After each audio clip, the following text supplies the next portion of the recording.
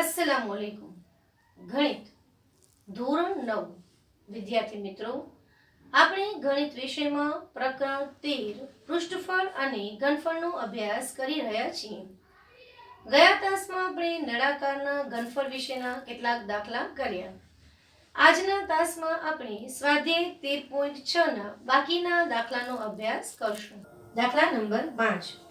10 metre ઊંડા અને એક નળાકાર વાસણની અંદરની સપાટીને રંગવાનો ખર્ચ ₹2200 થાય છે.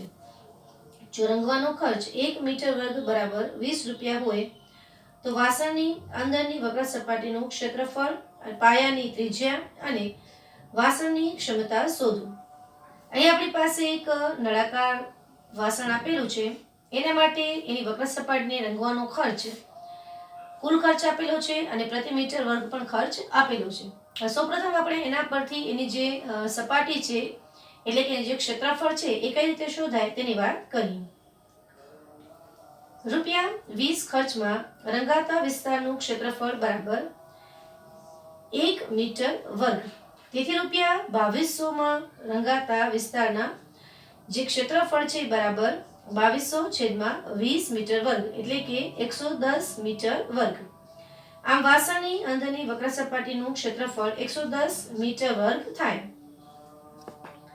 હવે આપણે નળાકારની વક્ર સપાટીનું ક્ષેત્રફળ બરાબર 110 મીટર વર્ગ મળ્યું. h ઊંચાઈ છે એ 10 મીટર છે અને પાયાની ત્રિજ્યા આપણે r લઈએ.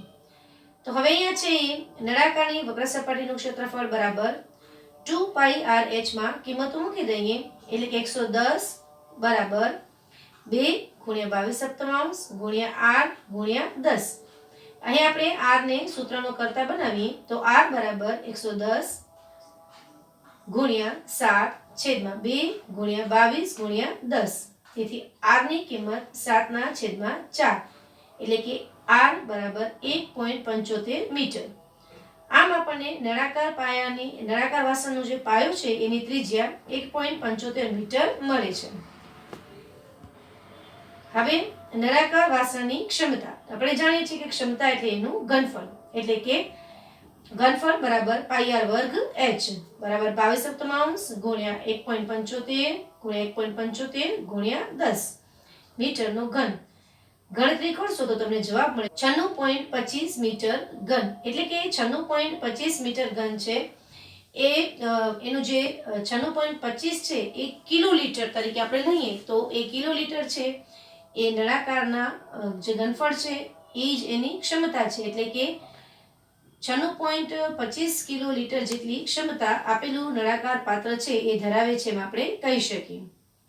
તો આ રીતે છે આપણે જે કિંમતો તમને આપેલી છે એના ઉપરથી અજ્ઞાત કિંમત શોધી અને બાકીની જે ગણતરી છે એ સરળતાથી કરી શકીએ છીએ. દાખલા નંબર 6.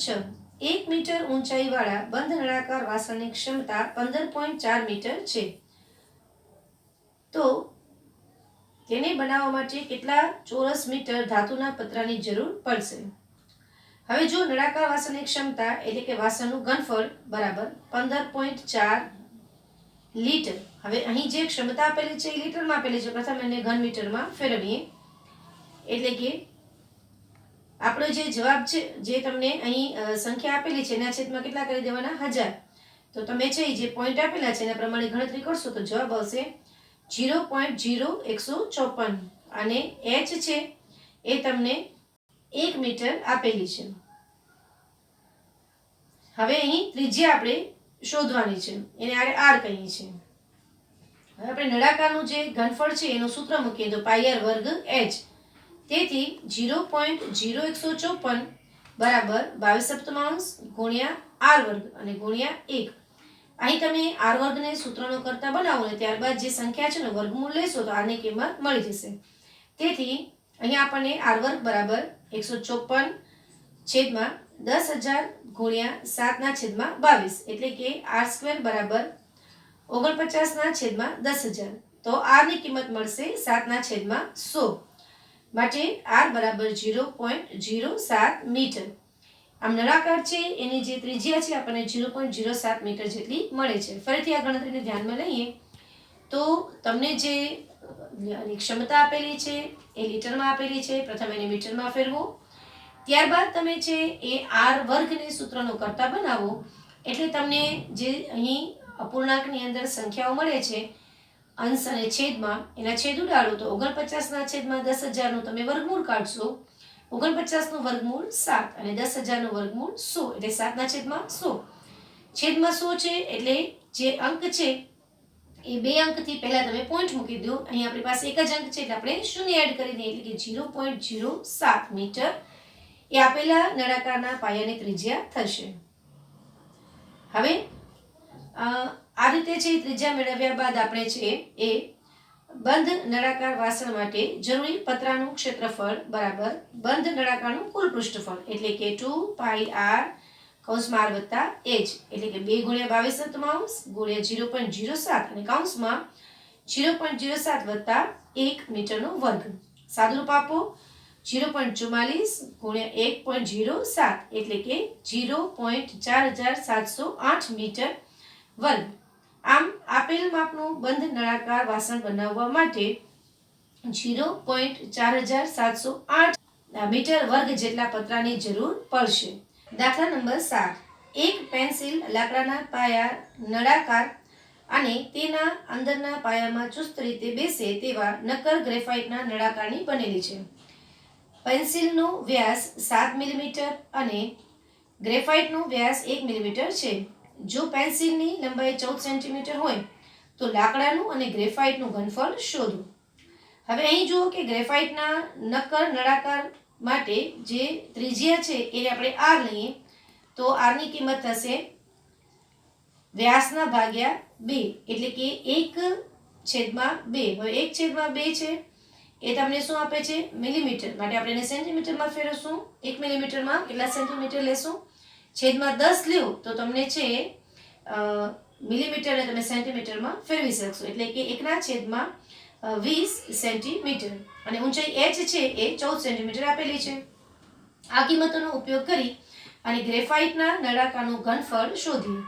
એનું સૂત્ર થશે πr વર્ગ h બરાબર 22 ગુણ્યા 1/20 ગુણ્યા 1/20 ગુણ્યા 14. સાદુરૂપ આપી દો, છેદ ઉડાડો 0.11 સેન્ટીમીટરનો ઘન. હવે લાકડાના પોલા નળાકાર માટે જે ત્રિજ્યા છે એને આપણે કેપિટલ R કહેશું. એ પણ વ્યાસ છેદમાં 2 એટલે કે 7/2 મિલીમીટર એટલે કે 7/20 સેન્ટીમીટર. કારણ કે જે મિલીમીટર છે ને તમે સેન્ટીમીટરમાં ફેરવશો તો છેદમાં 10 એટલે કે ભાગ્યા 10 કરવા પડે, માટે આપણે છે અહીં છેદમાં 10 કરી અને તેને સેન્ટીમીટરમાં ફેરવશું. દરેક એકમ છે આપણે એક જ એકમ પદ્ધતિ પ્રમાણે હોવા જોઈએ, કાં તો બધા સેન્ટીમીટર લ્યો અથવા બધા મિલીમીટર લ્યો. આપણે અહીં બધા સેન્ટીમીટર લઈએ છીએ. અંદરની ત્રિજ્યા r બરાબર 1/20 અને ઊંચાઈ h બરાબર 14. લાકડાના પોલા નળાકારનું ઘનફળ બરાબર પાઈ r વર્ગ h. અહીં આપણે ત્રિજ્યા છે ને કેપિટલ R તરીકે લીધી છે.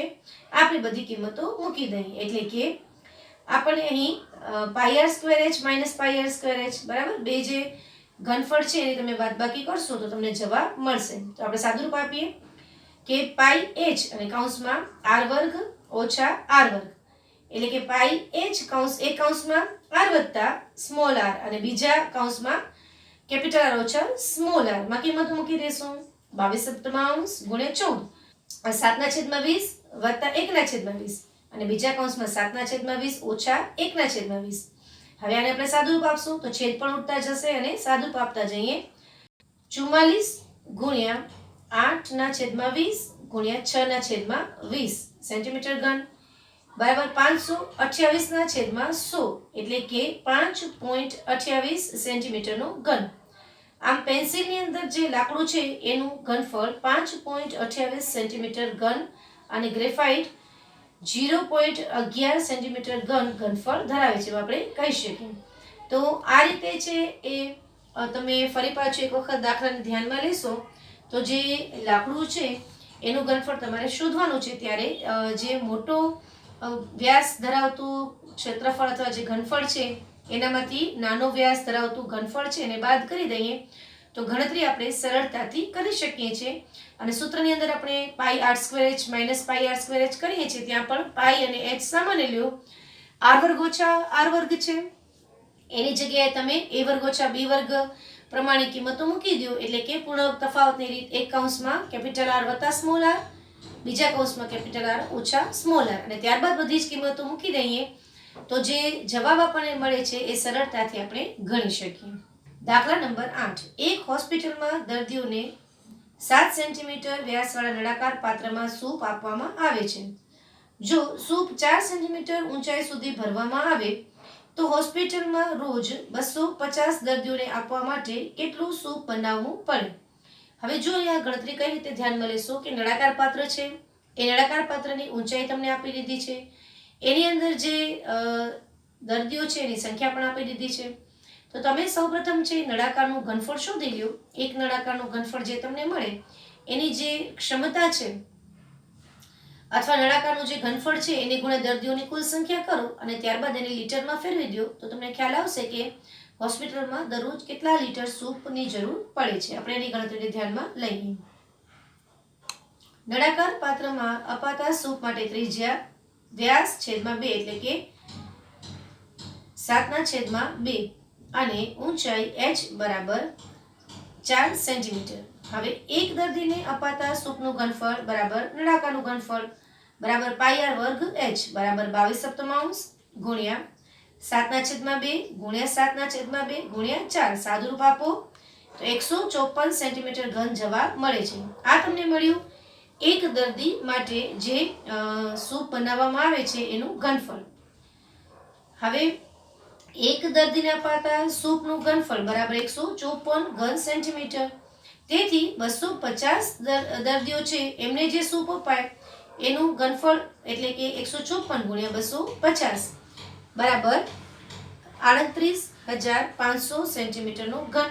38,500 ના છેદમાં 1000 લીટર એટલે કે 38.5 લીટર. આમ હોસ્પિટલના 250 દર્દીઓ માટે દરરોજ 38,500 સેન્ટીમીટર ઘન એટલે કે 38.5 લીટર સૂપ બનાવવું પડે. તો આ રીતે આપણે છે વ્યવહારુ કોયડાનો પણ સરળતાથી ઉકેલ કરી શકીએ. તો આના પર તમને પણ ખ્યાલ આવ્યો હશે કે હોસ્પિટલોની અંદર દર્દીઓ માટે જે કંઈ પણ સૂપ જેવું બનાવવામાં આવતું હશે તો એની ગણતરી કઈ રીતે કરવામાં આવે છે. તો જે પાત્ર છે એ પાત્રમાં કેટલું સૂપ આપવામાં આવે છે એની જો તમે ગણતરી કરી લો એટલે કે એનું ઘનફળ અથવા એની ક્ષમતા શોધી લો અને દર્દીઓની કુલ સંખ્યા મળી જાય તો તમને ખ્યાલ આવી જશે કે દરરોજ હોસ્પિટલની અંદર કેટલા લીટર સૂપ બનતું હશે.